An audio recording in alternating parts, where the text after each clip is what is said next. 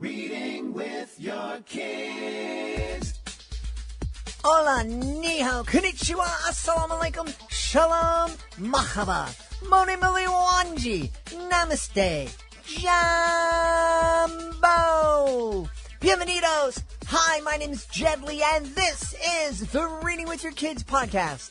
We are coming to you from the beautiful neighborhood of Reedville in the southwest corner of Boston, Massachusetts. We are so honored and so wicked happy that you're joining us in our mission to help all families grow closer through reading. Please be sure to tell all of your family and friends about the show, your kids' teachers, librarians, and principals. And please be sure to subscribe to the show on the iHeartRadio app, on Spotify, Apple Podcasts, Amazon Music, Good Pods, wherever you find your podcasts. Our guest today is Shannon Stocker and her daughter Cassidy, here to celebrate Warrior. Before we invite Shannon and Cassidy into the studio, we want to let you know that this episode of the Reading with Your Kids podcast is brought to you by All Fish Faces, photos and fun facts about tropical reef fish, written by Tam Warner Minton. Ocean lovers and budding marine biologists will adore the second edition of All Fish Faces, an underwater treasure of tropical reef fish faces. Some fierce, some fun, but all a joy for fish fans young and old. Colorful photography, including the names of every fish featured, creates a colorful dive log worth experiencing again and again. Introducing kids and their families to our ocean friends will create a generation of excited, enthusiastic, and caring ocean lovers who care deeply about marine life.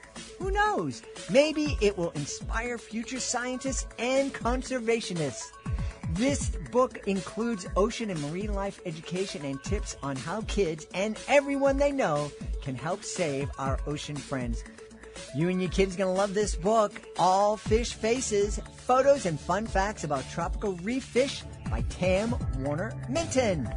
This episode of the podcast is also brought to you by Madison Morris is Not a Mouse, written by Catherine Holmes. What if you turned into an animal for a day? That's what happened to the second graders in author Catherine Holmes' humorous and heartfelt Class Critters chapter book series, including the newest book, Madison Morris is Not a Mouse. Madison is a helpful go-getter who dreams of being a leader one day, but then she has a crisis of confidence right before a class presentation and immediately transforms into a tiny mouse. Can she navigate her insecurities and the unexpected dangers of being a mouse to turn back into herself before the end of the day? You and your kids are going to love finding out in the pages of Madison Morris is Not a Mouse, written by Catherine Holmes. Join us right now from Louisville and the great state of Kentucky. Our guests are returning to the show to celebrate a brand new book. It is called Warrior. Please welcome first the author, Shannon Stocker. Hey, Shannon, how are you? Hi, thank you so much for having me. I'm doing great, and I'm just so excited to be back. I'm excited to have you back, but I have to be honest. I'm sorry, Shannon. I'm a little bit more excited to have the inspiration for this book back on the podcast. She is Cassidy Stocker. Hey, Cassidy, how's it going, buddy? It's going good. All right, good to see you. She's a lot more confident than she was a couple of years ago when she was on the podcast. She's a teenager. Oh. I don't have to do anything. So we'll hope that confidence remains the same and it won't become obnoxiousness. But we're confident. We're confident. So Shannon, tell us all about Warrior, please. Warrior. I'm so excited about Warrior. Warrior was published this summer, brought to you by Sleeping Bear Press. And Sarah K. Turner's my phenomenal illustrator who did this amazing graphic art style illustration work, chosen by my amazing editor, Sarah Rocket, who I worked with before. I adore Sarah, the whole team. And it is an allegorical tale of a girl, as legend would have it, it says that any warrior who reaches the top of the mountain first gets to ring the bell and rid their kingdom of beasts. And so she goes through 3 different scenarios, all with battles, all with help, with her trusty dog at one side holding her magic staff in her hand, where she crosses Serpent Sea, and then with the help of a mermaid, and then she crosses Fear Forest. And of course she gets nauseous and sick in the sea, and she gets stuck and exhausted in Fear Forest and cut up and with the trees and helped out by a wood sprite to get to the other side. And then her final task is to conquer Monster Mountain. And I won't say exactly how it ends, but I do think it's important to know that the message of the book, as much as I hate that word when it comes to any book, because it sounds like it's being lectured at you, but that's not the case, is that any child with cancer, because we do eventually end up seeing our warrior in her real life setting as a patient in the hospital, and any child with any long-term illness or disability is not a warrior once they get to the other side. They are a warrior because they are fighting the battle. And it was really important to me, as you know all too well, writing to empower and to give a voice to the community, to the disability community, to those within that community. That is my passion. Mm-hmm. And for this one, it was for kids who are patients, because you just don't see them featured as protagonists in books. All the books are about, kind of how to get through a situation. And I would watch Cassidy. I'm talking a lot here. I'm sorry. That's okay. I would watch Cassidy before every chemo, and she would steel herself after a really good cry, and the team would wait while she cried, and then she would kind of get this expression on her face where she would just stare, and it was heartbreaking, but also a really beautiful thing, because it's what she needed to do to get through. And she would say, okay, I can do this. And they would say, can we start? And she would say, yes. And it was beautiful that the team gave her the space to prepare herself mentally, but it was also beautiful that she got there. Mm-hmm. As a 12-year-old newly diagnosed kid, dealing with things that most of us as adults can't even begin to imagine. Yeah. I really wanted to represent that strength. Mm-hmm. 'Cause you don't always feel strong. Mm-hmm. You cry, and it's hard.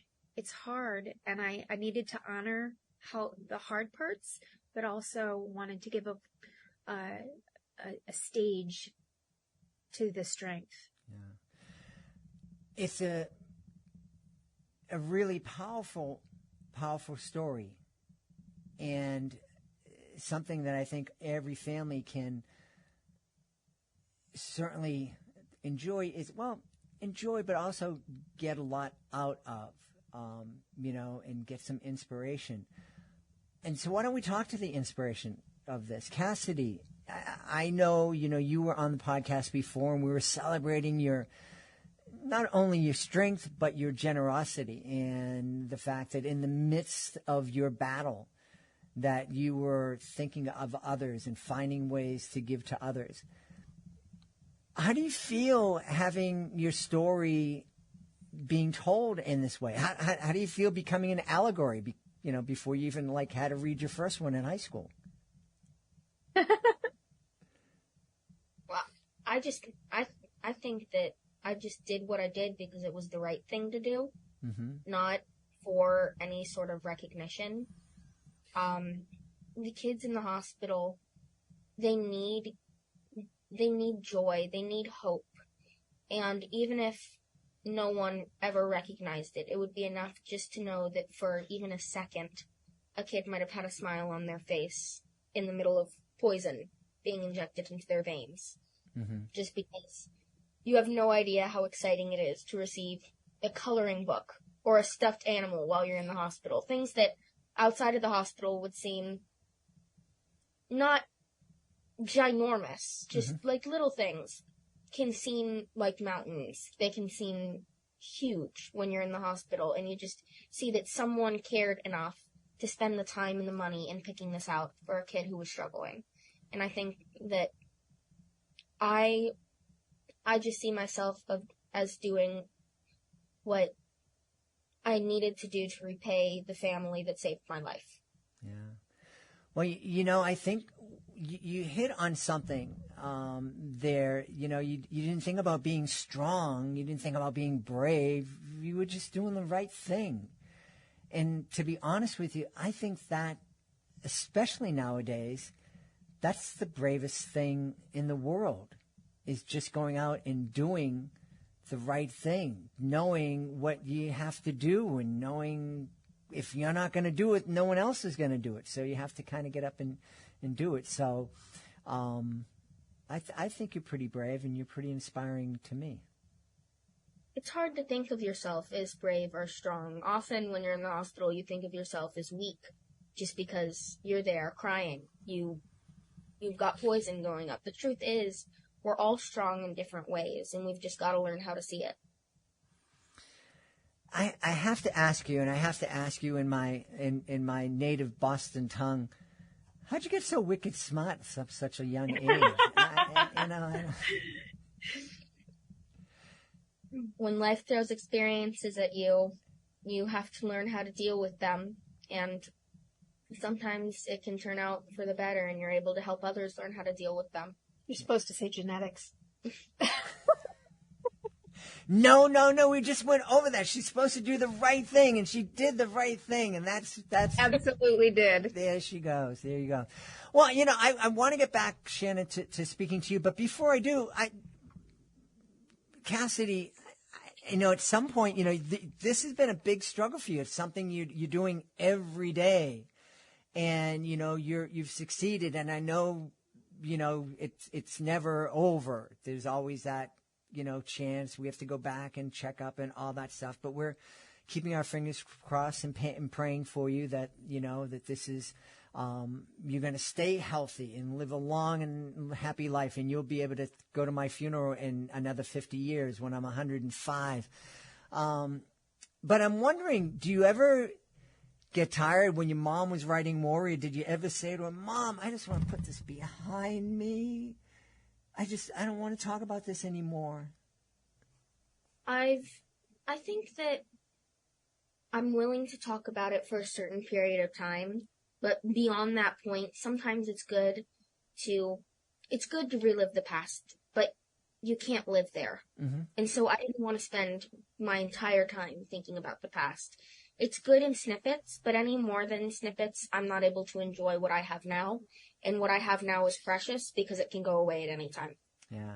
Well, in a minute, I'm going to ask you about the future. So you start thinking about that. I know you're not going to go to Dartmouth, but, we'll talk about what's going to happen. In the meantime, Shannon, how difficult was this for you to write? Oh. So hard. I cried a lot of tears, but at the same time, it felt so important. And this is actually my second manuscript, because as you know, it's very hard to get published in any genre. But my first one, which I have hopes for right now, but I can't say anything about, and I'm still crossing my fingers, but it was interesting because the first one I wrote was very real, mm-hmm. and is it's trying to find the right words. you can see in the story whatever it is you need to see. It can be viewed a number of different ways. And as a result, one might read it and think, well, this is horribly sad. And somebody else might read it and think, this is incredibly hopeful. And when things are horribly sad, sometimes that means that they can be a very difficult sale. Mm-hmm. And so when I had heard this is too sad too many times, I sat back down and thought, these kids need to feel seen. So what can I write that is true to me and true to the experience, but doesn't feel so horribly sad, which is a very difficult thing to do when you're writing about a topic that intrinsically is horribly sad. Mm-hmm. And I think it was my son who made some kind of a comment when we were driving about how it was like she was battling a war or climate. And it just made me think about the allegorical possibilities. Mm-hmm. And that's when I wrote Warrior. And so it was not as hard, I would say, as the first one to write, because I realized how much it was needed. And it is also a story that can be seen as very sad or very hopeful. But ultimately, I just felt it was so needed that took priority. Yeah. You know, obviously people are listening, and my first thought is, this is a must read for any family that's dealing with cancer and a child fighting with cancer. But I think that this is a story that I think every family can get a lot from, because every family, maybe every kid faces some kind of challenge. Hopefully they're not going to face a challenge as life and death important as Cassidy's had to face. But there are hard times in everybody's life. And how the way we approach those hard times, the way we face those monsters in our lives, the attitude we have, that has a lot to do with how we're able to battle them.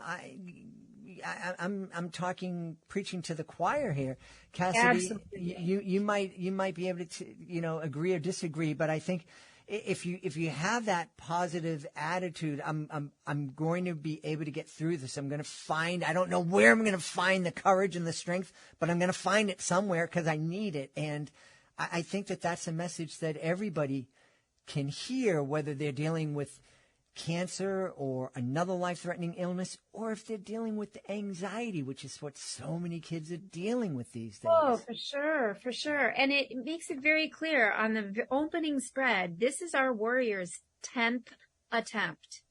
It is not her first time. This is our hero's 10th try at doing this. So it is very much a story of strength and determination and will, one moment at a time. Yeah. Because sometimes that's all you can do. And like you said, it's not necessarily just cancer. I mean, any illness. And the story specifically doesn't have the word cancer in it. Mm-hmm. Really, every kid's been sick. Every kid knows what it's like to be sick. Mm-hmm. Some worse than others. And particularly with us having just gone through this, we're still being in, however, depending on how you look at it, COVID. Mm-hmm. We know people who have been super sick and who have dealt with super, horrible illnesses. Yeah. So it should be, I'm hopeful that it's very relatable. Yeah, absolutely. And, not only for kids who are dealing with it, but families that have a loved one that's dealing with kids. My kids grew up and one of their, as a kid in the school was dealing with cancer.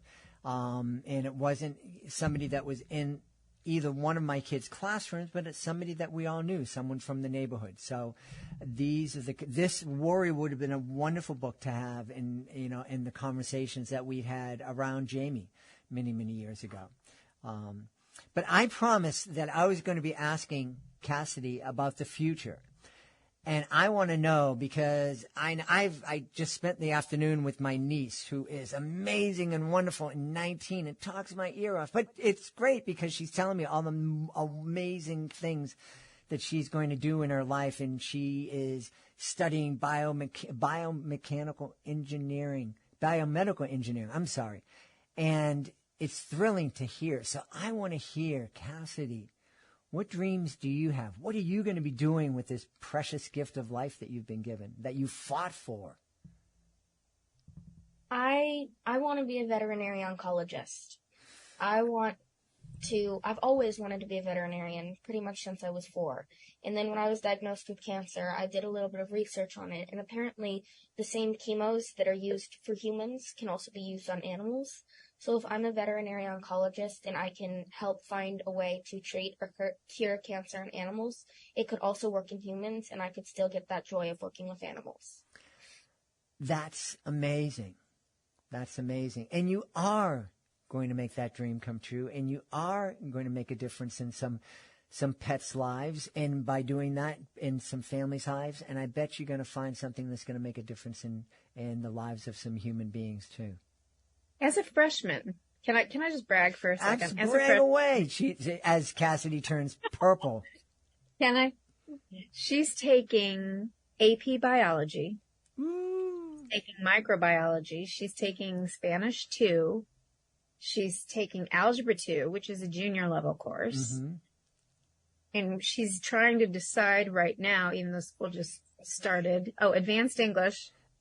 And she's trying to decide right now, because she just tested out of Spanish 1 last week.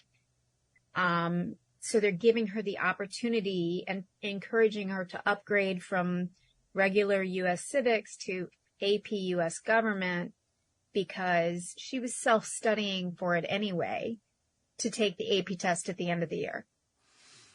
I wish this was a video podcast, because the smile on Cassidy's face is priceless. And that's pretty cool, buddy. Congratulations. I'm proud of her. Yeah, and you should be. And I think she's proud of herself, too. Oh, she is. Yeah. She is. I'm wondering, Cassidy. Are you proud of yourself? She's nodding. Cassidy, do you have any intention of writing in the future? No. No. Okay. I'm not sure I'm buying that no. I'm not going to be an author. That's not my thing. Okay. I might end up writing something small. Or a research paper. Or something along those lines. But I can see my brother going into that more than I can see myself. All right. Well, that sounds good. That's all the way. Shannon, what's next for you? I know that you're really involved with other families who are going through this. You're a big support to a lot of families, and you are a wonderful voice for folks in the disabilities community. What's next for you? Oh, my gosh. I've had such a good year, and it's so frustrating because nothing has been announced yet. So I'm sitting on all this wonderful, exciting news, including things like, gosh, I don't even know what I'm allowed to say, what I'm not allowed to say. But I can say that there are more picture books in the work, but I can also say that I have a debut. Oh, Siri's talking to me, telling me she's not sure she understands. That's very funny. But I also have I think I can say I have a debut novel coming out. Congratulations. Thank you. And all still kidlit, young adult. And I'm super excited because I've kept my focus almost exclusively on the disability community, and it just feels so right. Yeah. I'm so passionate about it. And so I've got some exciting stuff coming up in the next few years. And I'm working on some other projects. But I'm working on a memoir for someone who is very well known in the disability community, who's done some just tremendous work, who had a daughter who was disabled, who unfortunately passed away. Mm-hmm. But she's the loveliest human being, and I've done hours and hours and hours. We've done lots of interviews together, and so the writing has begun with that. So I'm working on that in tandem while I'm working on the novel edits, the first round of edits, and I have a screenplay after that I'm going to be working. So it's a lot of stuff. It's a lot of stuff. And the last time you were here, we were celebrating Listen. And as I've heard, it won a number of awards. Yes, it won the ALA Schneider Family Award, which was just, it was surreal. It won an honor with Sybil's honor. It won the Anna Dudney Read Aloud honor. It won the Comstock Read Aloud Award. It's been nominated for a couple of state awards, so we'll find out about those next spring. I'm doing an interview here in the next month and a half or so. We're talking about scheduling right now for the Black Eyed Susan award in Maryland, and so it's just, there are so many exciting things happening with that book, and I'm so grateful. Evelyn is, I think I told you this last time, she's such a cool individual, and if everybody knew her story, it's just, I think of the number of kids who could be inspired by, who would have hope because of her story, and it gives me chills to think of the book in their hands. It's really cool. That's wonderful. Well, I know everybody wants to know more about Warrior and more about all the other great things that are coming from your imagination. So tell us where they can go to find out. So any book, you can go to, I always encourage people to go to their local indie store to request it. Carmichael's is my local indie, and they have been phenomenal. They are actually offering, for people who want to donate a box of books to a pediatric oncology unit of their choice at any hospital in the United States, they're offering a box of books at a 30% discount. Wow. Which is incredible. So they're taking that hit for these kids, and we have, I think, 260 books now in the hands of kids with cancer that have been donated. But if you don't have an indie, don't know how to reach out to an indie, and you can get a signed copy as well from Carmichael's. Mm-hmm. They're keeping autographed copies on hands, but you can get one from really any place that sells books. Awesome. And where's your website? ShannonStocker.com. So ShannonStocker.com. Awesome. We've had a great time speaking to the author and the inspiration for Warrior, Shannon Stocker, and her amazing daughter, Cassidy. My friends, thank you so much for being with us.